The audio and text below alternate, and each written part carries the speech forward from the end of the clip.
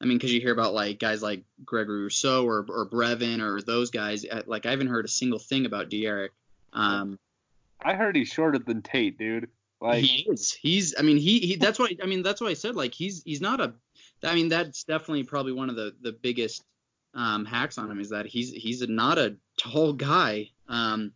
And everyone like says, oh, but Drew Brees is short or something like that. Not every short quarterback turns out to be Drew Brees. Yeah, he's like in the top 5 all time, dude. Definitely. Yeah. I think a lot of people forget as well is he didn't play most of the year last year. So I mean, we're kind of also the NFL experts are kind of also looking at like his only year he had was almost 2 years ago when he was a Heisman candidate, and then he didn't really play much last year. So it's kind of like the Jalen Phillips scenario, except Jalen Phillips just hasn't really proven at all.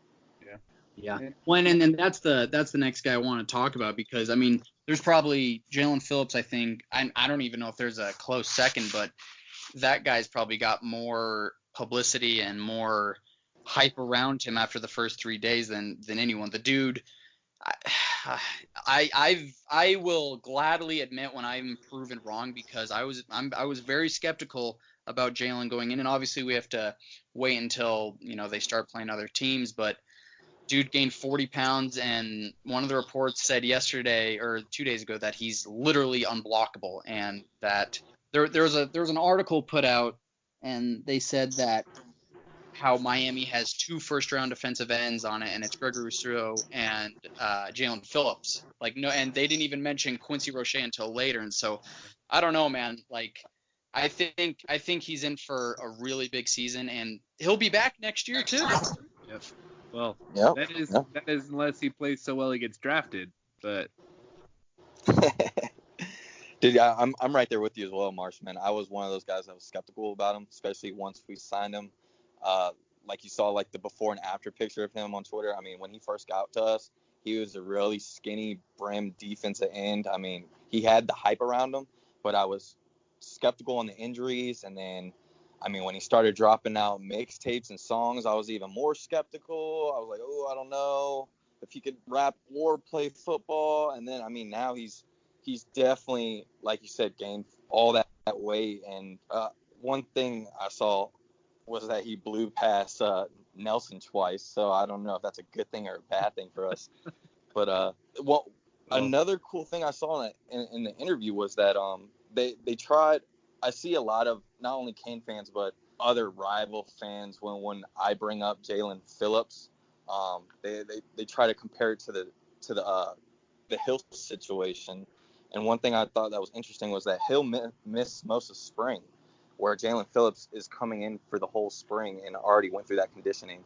So I think he might have a step up over Hill where it might actually work out in our benefit a little bit earlier than what Hill did. Oh, absolutely. And I think I think Hill missed all of spring and he came in like late summer. Yep. That's why we didn't really see him crack the starting lineup like until like week 6 or 7, just because dude wasn't in like game shape or football shape. And that's not just the thing with Jalen Phillips. It's also the thing with Quincy Roche. Like, we're getting them early. We're getting them in spring ball, and so they're going to be adjusted to, just being in shape and also the defense. But yeah, Jalen Phillips is probably the biggest takeaway for me so far. Another thing that I was talking to someone today, won't reveal his name, but he talked a little bit about Mark Pope, and that he's struggling to get the grasp of the Rhett Lashley offense so far, and which kind of concerns me a little bit. I mean, I'm skeptical on Pope. I don't want to say skeptical, but I've just been kind of the more wait and see guy with Pope, as opposed to everyone else who's just, oh, dude, I mean, he was like almost a 5-star kid, and I don't know. What are your guys' thoughts on that? What do you think, Jordan?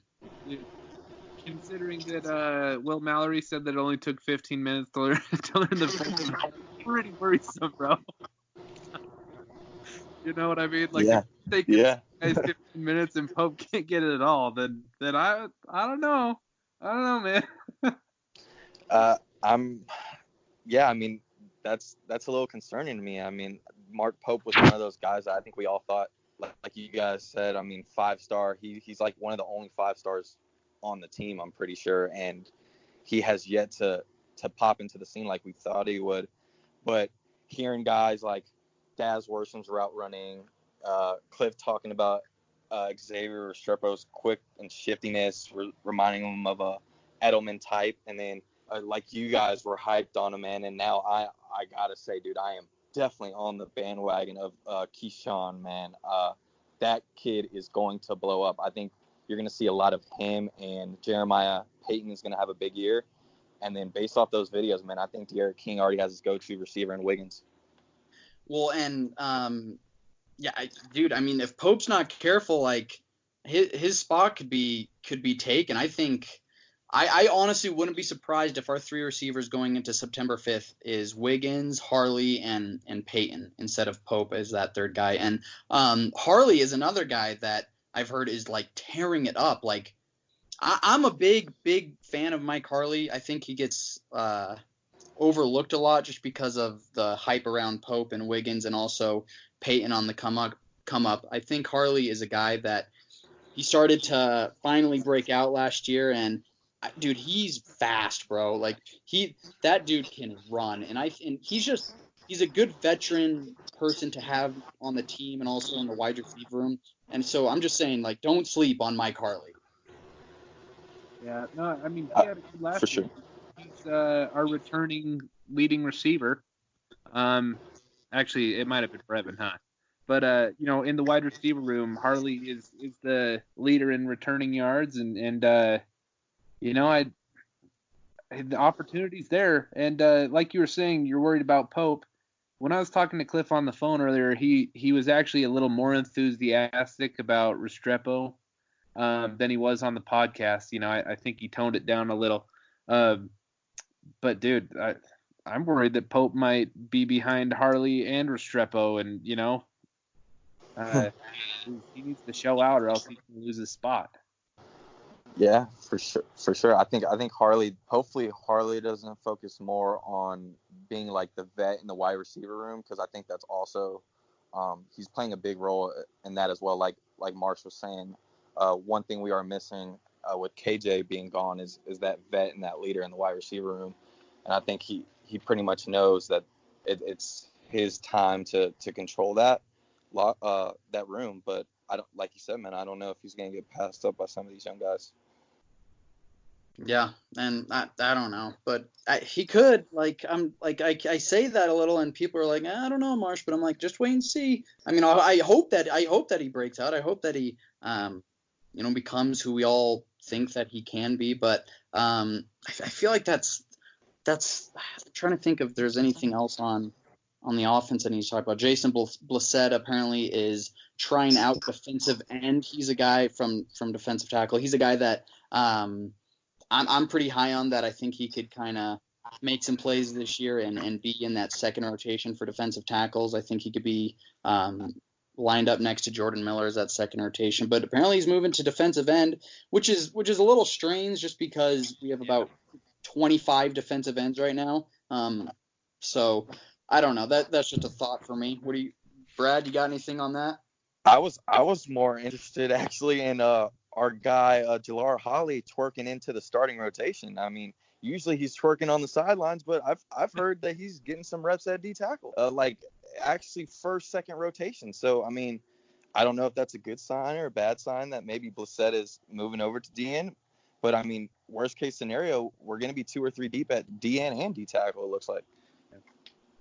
Yeah, I don't know what to think about that. I mean, it could be a few things. I mean, it could be that some of the younger guys, man, we have so many Williams at D end, like Chance and Cam, and who's the other? Don't we have another Williams at D end? Yes, we have Quint Williams, but I don't think he's gotten on campus yet. Okay, yeah. So maybe those guys aren't ready yet. It could be that.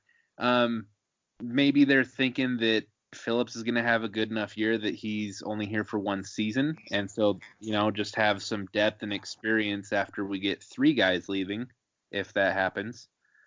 I mean, I don't know what to think about it, but it is kind of curious because we do need more depth at DT, D tackle.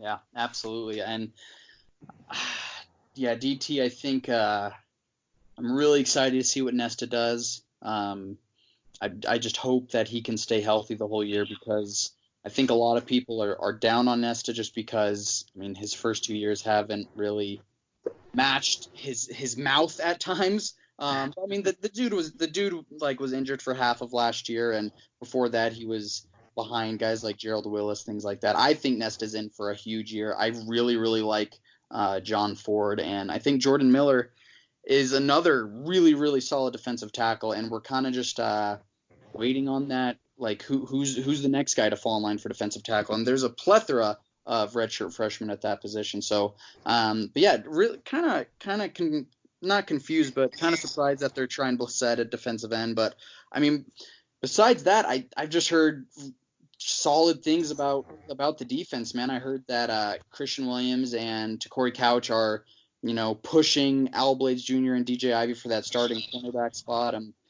Bubba Bolden's coming along sooner than we expected, and he's coming along real nice. And so defense, I don't have right now. I honestly don't have any concerns. I don't know if that's cocky to say, but I don't worry about our defense at all. Yeah, I'm with you, man. And especially hearing that Avery Huff is having a great spring, at least so far. That makes me feel good, because we have plenty of talent at linebacker. It's just health and experience is the worry. I'm still worried about the number of bodies we have at corner. I'm glad that Christian Williams is playing good and Corey Couch is playing good, but that's kind of the only guys that I'm expecting. Like, we only have 4 dudes that I'm kind of expecting to get like serious burn this year, and that's kind of worrisome. But it sounds like the talent at least is there, Yeah. Don't forget Jordan, former Florida Gator commit Vontae Williams too. Yeah. Oh, we will never ever forget about him. Yeah. I don't know if he was a actual commit for Florida, but they sure thought so. They whiffed on him, just like who was it, Silver the other day, something like that. Yeah. Then they just whiff on another guy.